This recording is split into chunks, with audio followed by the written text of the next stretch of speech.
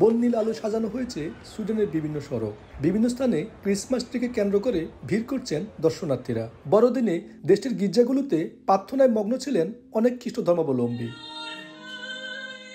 প্রায় 70 ভাগ খ্রিস্ট ধর্মাবলম্বী দেশটিতে প্রতি বছর বড়দিন আর নববর্ষ উপলক্ষে নভেম্বর থেকেই উৎসব উদযাপন শুরু হয়। এবার বিশ্বের বিভিন্ন স্থানে যুদ্ধ সহিংসতা বন্ধে গির্জায় গির্জায় প্রার্থনা করেন যিশুর অনুসারীরা। সরকারি ছুটি থাকায় আনন্দ উদযাপনে অংশ নেন প্রবাসী বাংলাদেশিরাও। সুইডেনের বাঙালি খ্রিস্টান কমিউনিটির পক্ষ থেকে ধর্ম বর্ণ নির্বিশেষে সবাইকে জানাই বড়দিন এবং নববর্ষের শুভেচ্ছা। সবাই এখানে একত্রিত হয়ে যিশু খ্রিস্টের জন্মদিন পালন করতে পারছি বলে খুব আনন্দ লাগছে। অশান্ত এই পৃথিবীতে আবার শান্তি ফিরে আসুক, সবাই সুন্দরভাবে আবার জীবনযাপন করি বড়দিন উপলক্ষে এই শুভকামনা সবার।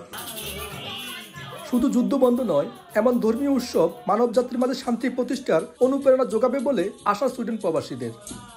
শফিউল আলম, সময় সংবাদ, সুইডেন।